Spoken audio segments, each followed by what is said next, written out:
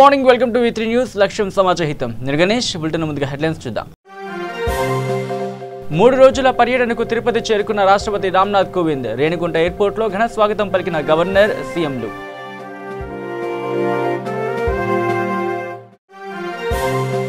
తిరుమల శ్రీవారిని దర్శించుకున్న ISRO chairman GSLV mark 3 Chandrayaan 2 నమూనా మిషన్ కు పూజలు చేసిన అర్చక స్వాములు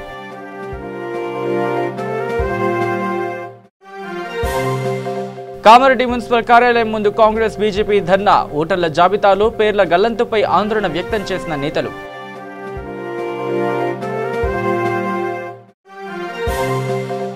మునుగోడు నియోజకవర్గంలో విస్తృతంగా పర్యటించిన ఎమ్మెల్యే రాజగోపాల్ అప్పుల బాధతో మృతి చెందిన కుటుంబాలకు ఆసరాగా నిలిచిన ఎమ్మెల్యే కోమటిరెడ్డి వెంకటరెడ్డి ఇక డీటెయిల్స్లోకి వస్తే తిరుమల శ్రీవారి దర్శనార్థం 3 రోజుల పర్యటనలో భాగంగా జిల్లాకు విచ్చేసిన రాష్ట్రపతి రామ్నాథ్ కోవింద్ దంపతులకు రేణిగుంట విమానాశ్రయంలో ఘన స్వాగతం లభించింది. ఇండియన్ ఎయిర్ ఫోర్స్ ప్రత్యేక విమానంలో రేణిగుంట ఎయిర్పోర్ట్ కు చేరుకున్న రాష్ట్రపతి రామ్నాథ్ కోవింద్ దంపతులకు తెలుగు ఉమ్మడి రాష్ట్రాల గవర్నర్ ESL నరసింహన్ దంపతులు, రాష్ట్ర ముఖ్యమంత్రి జగన్మోహన్ రెడ్డి, రాష్ట్ర ప్రభుత్వ ప్రధాన కార్యదర్శి LV సుబ్రహ్మణ్యంలు ఘన స్వాగతం పలికారు. అనంతరం రాష్ట్రపతి రామ్నాథ్ కోవింద్ తిరుచానూరు అమ్మవారిని దర్శించుకుని తిరుమల చేరుకున్నారు.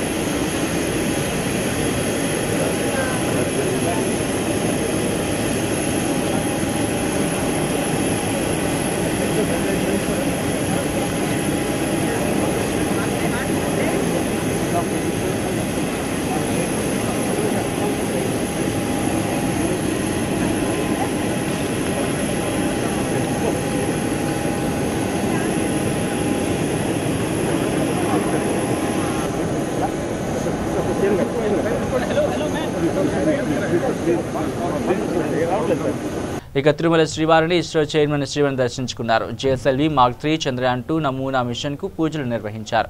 వేకువజామున 2 గంటల 51 నిమిషాల ప్రాంతంలో మిషన్ ప్రయోగం జరగనుంది. ఈ ప్రయోగం భారత్ కు అత్యంత ప్రతిష్టాత్మకమైనది అని అన్నారు. చైర్మన్ దర్శనం కోసం ఆలయ అధికారులు ప్రత్యేక ఏర్పాట్లు చేశారు. Monday early morning 2:51 we are going to have the most important and prestigious mission Chandrayaan 2. It is the GSLV Mark 3 vehicle is going to be used for this mission, and after successful launch, and it will take 2 months to go and land on the moon near South Pole. And this mission is preparations are going on without any hitch, and we are ensuring that this launch will be happening Monday early morning 2:51 as we planned. This uses mainly to new technology developments happening for soft landing. This is a new technology development, so we are getting the technology. Also, it is the lunar science, lot of new science we will get from this mission. That way, this will be very, very nationally important mission, and it is a very prestigious mission of India.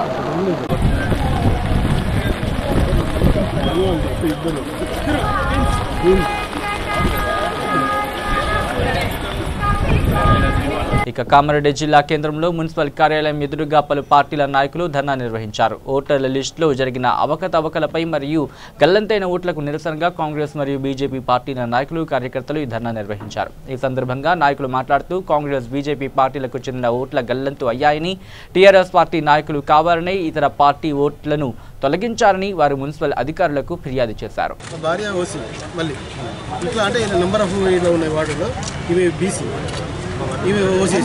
Sir 2:30కు ఇక్కడ ఆఫీస్లో కూర్చోవడం ఏంది sir? Sir ఒక్కటి sir 2 గంటలకు TRS వాళ్ళు ఇక్కడ ఉండడం ఏంది సార్ అసలు కారణము? వాళ్ళకి చేయండి, వాళ్ళకేంటి సార్? సార్ మాట్లాడింది అయిపోయాక నీ దాంట్లో వస్తుంది. ప్రాబ్లం ఎక్కడ వస్తుందంటే రేపు పొద్దున 49 వార్డులో నిలబడ్డ వ్యక్తి అతనికి ఓసీ అని ఉంటే అక్కడ బీసీ ఉందనుకోండి, ఆయన బీసీ కూడా ఓసీ అని పడితే రేపు పొద్దున బీసీగా పోటీ చేసే పరిస్థితి, కోల్పోయే పరిస్థితి వస్తుంది. అది మేజర్ ఇష్యూ. ఇక్కడ జరుగుతున్న నాటకం కూడా దాంట్లోనే జరుగుతున్నది. ఇది క్లియర్. ఇది రెండో విషయం. మూడో విషయం నేను ఏం చెప్తున్నా అంటే, ఎవరు చూడాలా పడుకుంటున్నా లేదు, మా బిఎల్ఓ ఎంక్వైరీ చేస్తారు. ఎంతమందిని చూస్తాడు బిఎల్ఓ?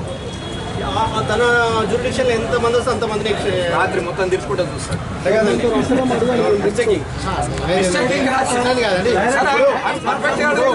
పక్క వాళ్ళని అడిగితే చెప్తారు కదా, దానికి సాక్ష్యం ఉంటుందా, ఎవిడెన్స్ ఏముంటుంది? మీరు ఎంక్వైరీ చేసి కరెంట్ బిల్ ఉంటుంది, హౌస్ ట్యాక్స్ ఉంటుంది, రెంట్ కట్టి ఉంటే చెప్తారు. వాళ్ళు ఎటు పోరు, అరగంట అయినా మాట్లాడతారు, 12 గంటలైనా మనకు ఒప్పుకుంది. పాయింట్ టు పాయింట్ మాట్లాడితే వాళ్ళు ఆన్సర్ చేయగలుగుతారు. కన్ఫ్యూజ్ చేస్తే వెళ్ళిపోతారు. అది జరిగేది నాకు తెలిసింది. మళ్ళీ అనవసరంగా కన్ఫ్యూజ్ చేస్తారు. నార్మల్ రెసిడెంట్ కాదా, డేట్ ఏజ్ ఉందా లేదా, ఏజ్ కోసం చదువుకున్న వ్యక్తులు అయితే సర్టిఫికేట్. మొన్న జరిగిన అసెంబ్లీ ఎలక్షన్లో కానీ, పార్లమెంట్ ఎలక్షన్లో కానీ, మరియు ఎంఎస్సీ ఎలక్షన్లో కానీ ఈ పట్టణంలో మొత్తం మెజార్టీ కాంగ్రెస్ మెజార్టీ రావడం జరిగింది.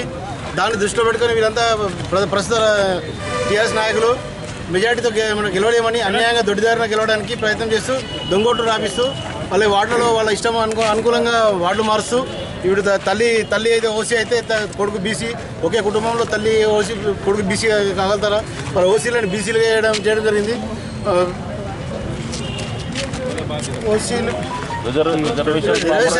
రిజర్వేషన్ వాళ్ళు అనుకూలంగా రావడానికి ఈ విధంగా మార్చి వాళ్ళు అంటే దొడ్డిదారం గెలవడానికి ప్రయత్నం చేస్తున్నారు. దొంగ ఓట్లు తీసి ఒక్కొక్క వార్డులో 50 నుంచి 100 ఓట్లు దొంగ ఓట్లు రాపించి ఆ విధంగా రావడానికి చూస్తున్నారు. కాబట్టి ఇవన్నీ అధికారులు ఇవన్నీ చర్య తీసుకొని కలెక్టర్ గారు చొరవ తీసుకోవాలని కోరుతున్నాం.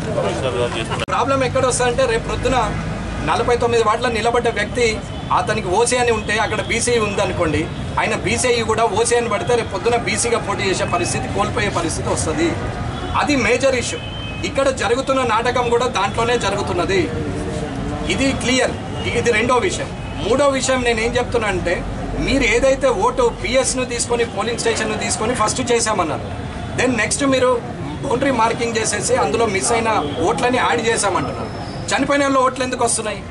బతుకున్న వాళ్ళు ఓట్లు ఎందుకు పోతున్నాయి?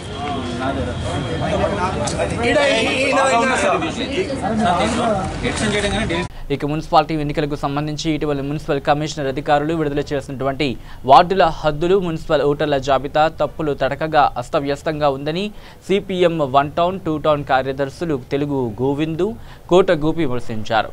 ఎంవీఎన్ భవనంలో వారు మాట్లాడుతూ మున్సిపాలిటీలో ఇటీవల విభజించిన 48 వార్డుల ప్రకారం అధికారులు హద్దులు కేటాయించారు, కానీ వారు కేటాయించిన హద్దుల ప్రకారం ఓటర్ల జాబితా సక్రమంగా రూపొందించలేదని అన్నారు. ఒక్కొక్క కాలనీని 3-4 భాగాలుగా విభజించి ఓటర్లను తారుమారు చేశారు అని పేర్కొన్నారు. ఒకే కుటుంబానికి చెందిన వారు వేరువేరు వార్డుల్లో ఉన్నట్లు నమోదు చేశారని వారు తెలిపారు.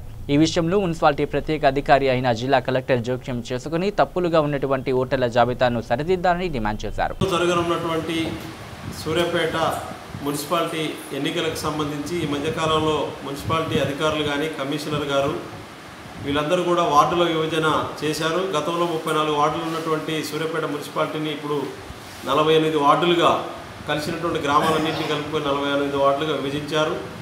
వార్డుల యొక్క హద్దులు కూడా చాలా గందరగోళంగా ఉన్నాయి. దాంతోపాటు ఈ హద్దుల ప్రకారం ఓటర్ లిస్టుల జాబితా రూపొందించి అన్ని రాజకీయ పార్టీలకు అందజేశారు. వాటిని పరిశీలిస్తే వాళ్ళు హద్దులలో ప్రకటించినటువంటి కాలనీలు కానీ, అదేవిధంగా ఇంటి నెంబర్లతో సహా చూస్తే అవి సక్రమంగా ఓటర్ జాబితా రూపొందించినట్టుగా లేదు. ఈరోజు అన్ని పార్టీలు మొన్న కమిషనర్ గారి దగ్గర అఖిలపక్ష పార్టీల మీటింగ్ పెడితే అఖిలపక్ష పార్టీల మీటింగ్లో అన్ని పార్టీల నాయకులు ఈ ఓటర్ లిస్టులు మొత్తం అస్తవ్యస్తంగా తయారైంది, అశాస్త్రీయమైన పద్ధతిలో ఓటర్ జాబితాను రూపొందించారు, వీటన్నిటిని సరిచేయాలని చెప్తే. ఇక నల్గొండ జిల్లా మునుగోడు నియోజకవర్గంలో ఎమ్మెల్యే కోమటిరెడ్డి రాజగోపాల్ రెడ్డి పర్యటించారు. వడదెబ్బ, అప్పుల బాధ తాళలేక మరణించిన కుటుంబాలను ఎమ్మెల్యే పరామర్శించారు. మునుగోడు మండలం వెల్మకన్నెలో అప్పుల బాధతో భీమానపల్లి సునీత మరణించడంతో అనాథులు అయిన చిన్నారులకు 5 లక్షల రూపాయల ఆర్థిక సహాయం చేశారు. చండూరు మండల కేంద్రంలో వడదెబ్బ కారణంగా మృతి చెందిన పగిడిమర్రి ధనంజయ్య, అప్పుల బాధతో మరణించిన గుండీరి నరసింహ, మాదగోని రవి కుటుంబాలను పరామర్శించారు. వారిని అన్ని విధాలుగా ఆదుకుంటామని భరోసా ఇచ్చారు ఎమ్మెల్యే. నియోజకవర్గంలో చండూరు, మునుగోడు, నాంపల్లి మండలాల్లో పర్యటించి స్థానిక సమస్యలపై, అభివృద్ధి కార్యక్రమాలపై చర్చించారు.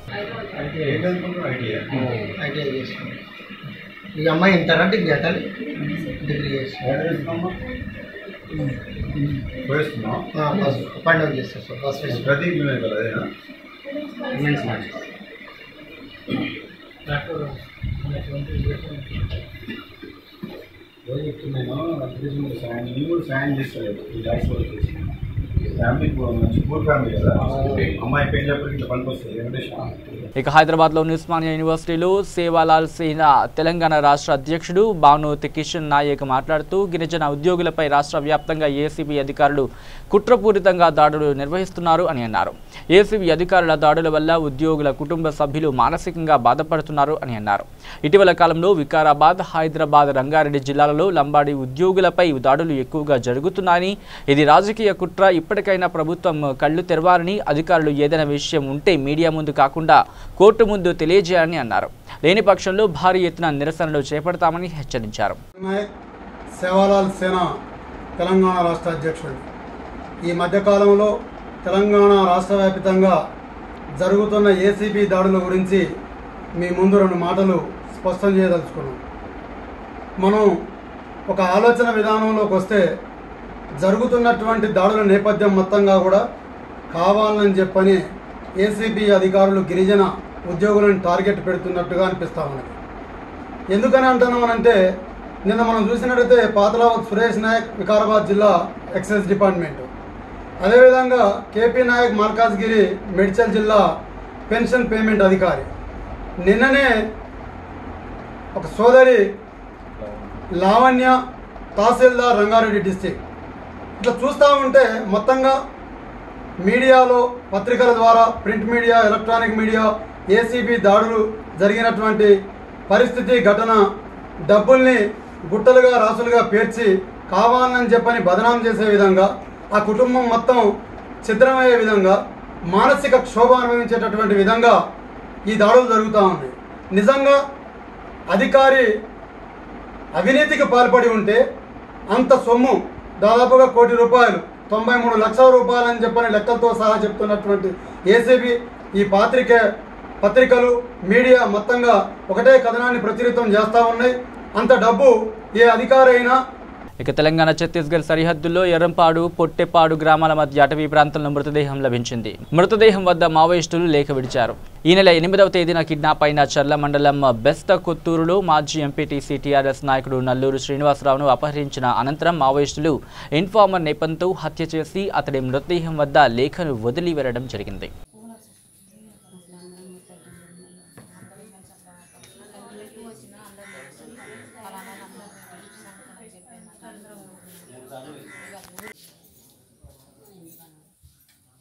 ఇక కృష్ణా జిల్లా కంచికర్ల పట్టణం వసంత కాలనీలో ఈ నెల 9వ తేదీన జరిగిన 10 లక్షల నగదు దొంగతనం కేసును 4 రోజులలో కంచికర్ల పోలీసులు ఛేదించారు.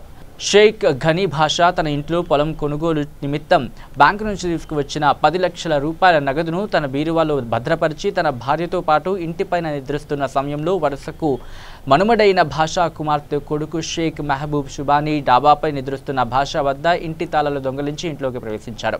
అందుబాటులో ఉన్న స్క్రూ డ్రైవర్ ద్వారా బీరువా తలుపులు తెరిచి తన తాత భాషా దాచుకున్న 10 లక్షల రూపాయల నగదుతో ఇంటి నుంచి పరారయ్యాడు. క్రికెట్ అకాడమీలో చేరేందుకు 5 లక్షలు ఖర్చు అవుతుందని తెలుసుకున్న సుభానీ క్రికెట్పై ఉన్న మక్కువే కారణంగా ఎలాగైనా క్రికెట్ అకాడమీలో చేరాలని దొంగతనానికి పూనుకున్నారని పోలీసులు విచారణలో తేలింది. కంచికర్ల గ్రామంలో షేక్ జానీ పాషా అతను 9వ తారీఖు అతను అతని భార్య అతను మనవాడితో కలిసి భోజనం చేసినాక మెద్దు మీద పడుకున్నాడు. అట్లాగే ఇంట్లో 10 లక్షల క్యాష్ ఉంది, బీరో తాళం వేసి ఆ తాళం ఆయన భార్య గిన్నె పట్టి పడుకున్నారు. ఉదయాన్నే చూస్తే మనవడు లేడు, ప్లస్ పోతే బీరో తాళాలు చూస్తే తెలిసింది. చూస్తే డబ్బులు చూస్తే 10 లక్షలు అవి మాయమైంది. సరే ఎట్లా అని చెప్పేసి అతని అనుమానం మీద మన పోలీస్ స్టేషన్కి రిపోర్ట్ ఇచ్చారు. ఎస్ఐ గారు, సిఐ గారు, అట్లా జగ్గపేట 2 ఎస్ఐ గారు వీళ్ళంతా కలిసి దాన్ని దర్యాప్తు చేసి ముద్దాయిని ఈరోజు ఉదయం ఈరోజు మార్నింగ్ పట్టుకున్నారు. క్యాష్ కూడా మొత్తం వాళ్ళ దగ్గర 8,00,000 రూపాయల సెల్ ఫోను మొత్తం కలిసి 10 లక్షల్లో 9,60,000 అని అతను ఖర్చు పెట్టిన, అంటే లాడ్జీలకి వాటి ఖర్చు పెట్టేసిన డబ్బులు ఫోను అతని దగ్గర మనం స్వాధీనపరచుకోవడం జరిగింది. దాన్ని రిమాండ్ నిమిత్తం మన మేజిస్ట్రేట్ కోర్టులో హాజరుపెడతాం. ఇక కామారెడ్డి జిల్లా ఆర్ఎన్బి గెస్ట్ హౌస్లో ఎంఆర్పీఎస్ మరియు అనుబంధ సంఘాల కార్యవర్గ సమావేశం నిర్వహించారు. ఈ కార్యక్రమానికి ముఖ్య అతిథిగా ఎంఆర్పీఎస్ జాతీయ అధికార ప్రతినిధి మందకుమార్ మాదిగ హాజరయ్యారు.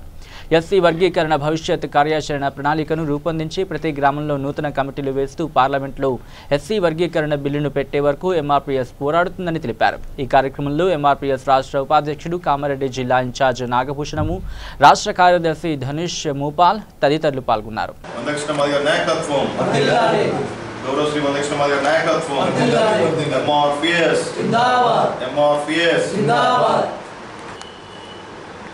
మందాకుమార్ మాదిగ ఎంఆర్పీఎస్ జాతీయ అధికార ప్రతినిధి. ఇక తూర్పుగోదావరి జిల్లా మామిడికుదురు మండలం గోగన్న మఠంలో విద్యార్థిని ఆత్మహత్యకు పాల్పడింది. ప్రేమ వేధింపులకు తాళలేక విద్యార్థిని ఆత్మహత్యకు పాల్పడడంతో కుటుంబ సభ్యులు కన్నీరు మున్నీరుగా విలపిస్తున్నారు. దీనిపై పోలీసులు కేసు నమోదు చేసి దర్యాప్తు కొనసాగిస్తున్నారు.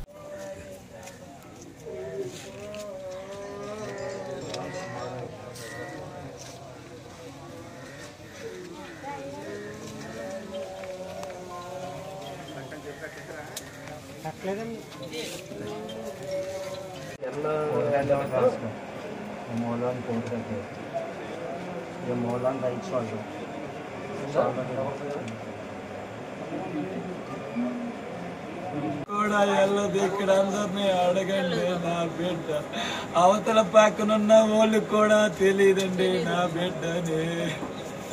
ఎవరిని అడుగుతారో అడగండి. స్కూల్కి వెళ్ళటం, రావటం, ఇంట్లో కూర్చోవడం తప్ప కనీసం బయటికి వెళ్ళి కూడా ఆడుకునేది కాదు. ఇక కర్నూలు జిల్లా పత్తికొండ నియోజకవర్గం వెల్దుర్తి మండలం రత్నపల్లి గ్రామానికి చెందిన సుధాకర్, లలిత మరియు తన కూతురు పులికొండ రంగస్వామి దైవ దర్శనానికి ద్విచక్ర వాహనంపై వెళుతూ ఉండగా నల్ల చెలిమల పందికోన గ్రామం వద్ద మధ్యలో ద్విచక్ర వాహనం అదుపు తప్పి పడిపోవడంతో భార్య, భర్త మరియు చిన్నారికి తీవ్ర గాయాలయ్యాయి. వెంటనే అక్కడికి వచ్చిన స్థానికులు పత్తికొండ ప్రభుత్వ ఆసుపత్రికి తరలించగా పరిస్థితి విషమించడంతో అక్కడి నుంచి అంబులెన్స్లో కర్నూలు ప్రభుత్వ ఆసుపత్రికి తరలించారు.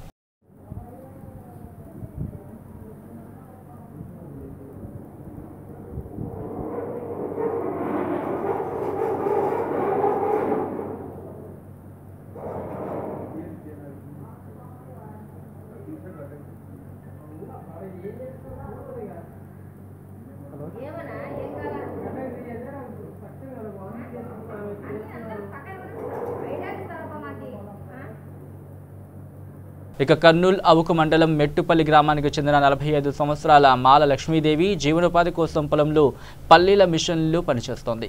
ప్రమాదవశాత్తు ఆమె పల్లీల మిషన్ కింద పడి చనిపోయింది. కూలీ నాలి చేసుకుని జీవనం సాగిస్తున్న లక్ష్మీదేవికి 2 బిడ్డలు, 1 కుమారుడు ఉన్నారు. గాయపరిచిన ట్రాక్టర్ యజమాని మరియు డ్రైవర్ పరారీలో ఉన్నారు. ఇక కృష్ణా జిల్లా కంచగల్ల మండలం పరిటాల శివారు జాతీయ రహదారిపై 2 లారీలు ఒకదానికొకటి ఎదురెదురుగా ఢీకొన్న ఘటనలు 2 డ్రైవర్లు కర్రీ నరసింహారావు, కాసరగడ్డ గోపిలు తీవ్రంగా గాయపడ్డారు. లారీలు ఒకదానికొకటి ఢీకొని ముందు భాగం పూర్తిగా ధ్వంసం కాగా డ్రైవర్లు 2 ఇరుక్కుపోయారు. సంఘటనా స్థలానికి చేరుకున్న కంచగల్ల ఎస్ఐ హరిబాబు సిబ్బంది దాదాపు 2 గంటల పైన తీవ్రంగా శ్రమించి 2 కాపాడారు. 2 అంబులెన్స్లు విజయవాడ తరలించి ట్రాఫిక్ క్లియర్ చేశారు. వెలుతురు లేకపోవడంతో ముందు వెళుతున్న వాహనాన్ని ఓవర్టేక్ చేసిన కారణంగా ఈ ప్రమాదం జరిగినట్లు పోలీసులు తెలిపారు.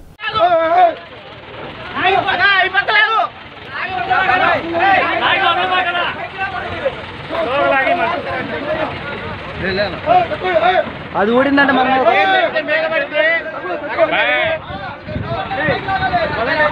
కంగారు ఏం లేదు మాట్లాడుతున్నాం. ఏ కాలు ఎరకపోయింది ఏం లేదు కంగారు పడ మాకు.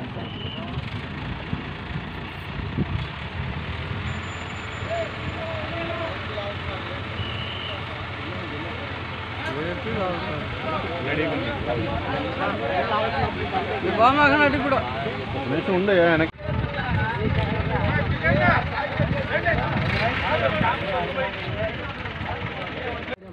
అన్న రాదన్న ఎంతొచ్చిందా మోక్కి రాదన్న నేనే స్కూల్ చేసి రాగలన్నా క్రేన్ వచ్చింది క్రేన్ వచ్చింది కంగారు క్రేన్ వచ్చింది.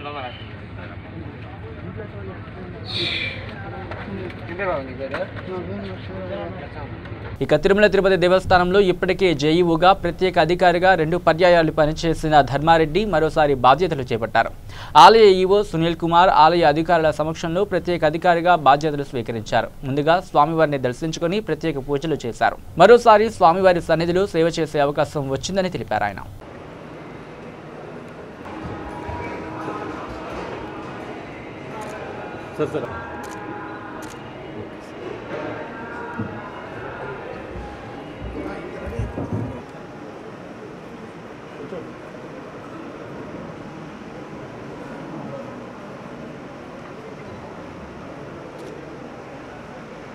I never thought that we were together.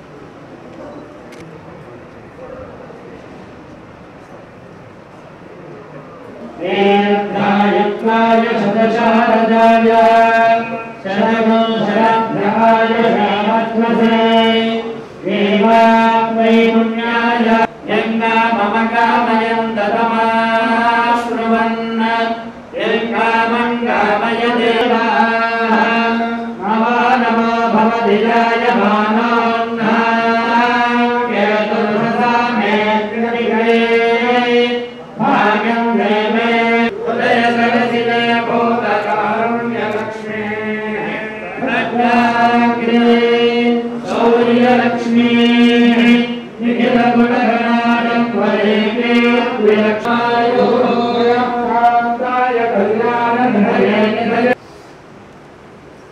ఇక తిరుమల శ్రీవారి నిధులు ₹1 కోటి జమ చేశారు రాజు అనే భక్తుడు. ₹1 కోటి టీటీడీ చైర్మన్ వైవి సుబ్బారెడ్డికి అందజేశారు. భక్తుడిచ్చిన నిధులతో భక్తులకు మెరుగైన సేవలను అందించేందుకు వినియోగిస్తామని చైర్మన్ వైవి సుబ్బారెడ్డి తెలిపారు.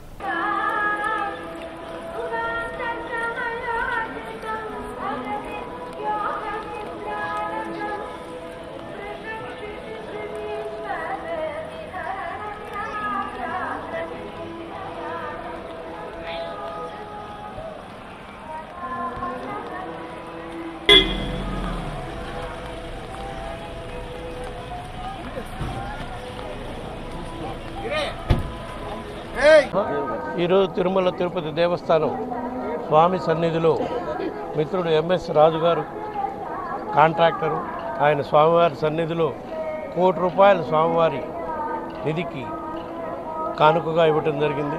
అవి భక్తులకు ఉపయోగపడే విధంగా స్వామివారి చెంతనిచ్చారు కాబట్టి భక్తులకు మేలైన వసతులు దర్శన భాగ్యం కలిగించే కార్యక్రమాలకు వినియోగించి భక్తులకు సేవ చేసుకునే భాగ్యం కలిగించినందుకు ఎంఎస్ రాజు గారికి ప్రత్యేకంగా అభినందనలు తెలియజేస్తాను.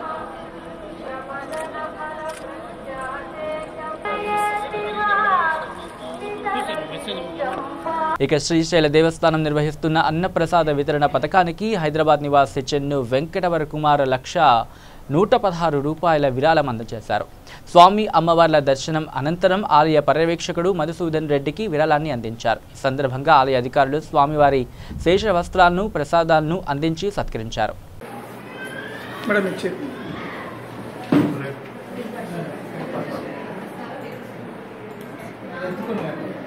వస్తుంది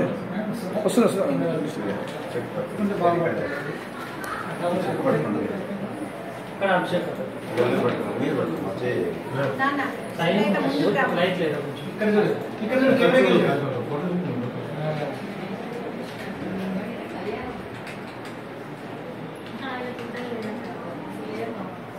బులెటిన్ ముగించేందుకు హెడ్లైన్స్ మరోసారి చూద్దాం. 3 రోజుల పర్యటనకు తిరుపతి చేరుకున్న రాష్ట్రపతి రామ్నాథ్ కోవింద్. రేణిగుంట ఎయిర్పోర్ట్లో ఘన స్వాగతం పలికిన గవర్నర్, సీఎంలు.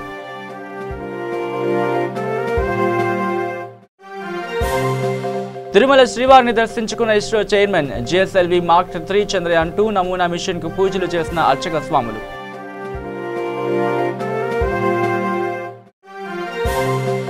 కామారెడ్డి మున్సిపల్ కార్యాలయం ముందు కాంగ్రెస్, బీజేపీ ధర్నా. ఓటర్ల జాబితాలో పేర్ల గల్లంతుపై ఆందోళన వ్యక్తం చేసిన నేతలు.